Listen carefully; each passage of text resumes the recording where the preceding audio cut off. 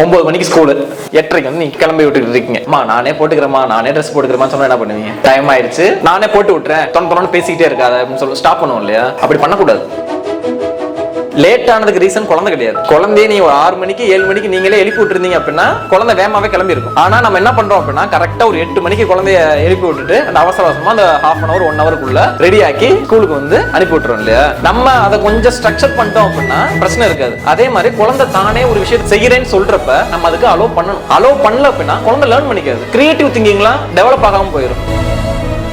எங்கேயோ ஒரு விஷயத்த பாத்துருக்கு, மூவிலயோ போன்லயோ நீங்களே கூட சொல்லி கொடுத்துருப்பீங்க, அம்மா இப்படிதான் ட்ரெஸ் பண்ணணும், அம்மா இல்லாதப்ப நீ தான் பண்ணிக்கணும், தாத்தா பாட்டிக்கிட்ட ஒழுங்கா இருக்கணும் அப்படின்னு சொல்லி கொடுத்துட்டு போயிருப்போம். ஆனா அதே குழந்தை பண்ணணும்னு சொல்றப்ப அந்த ரஷ்ல நம்ம என்ன பண்ணணும், அதை அலோவ் பண்ண மாட்டோம். அப்ப குழந்தைக்கு ஒரு நியூ ஸ்கில் டெவலப் ஆகுது, தானே பண்றேன் அப்படின்னு சொல்லுது அப்படின்னா அதுக்கு நம்ம கண்டிப்பா அலோவ் பண்ணணும்.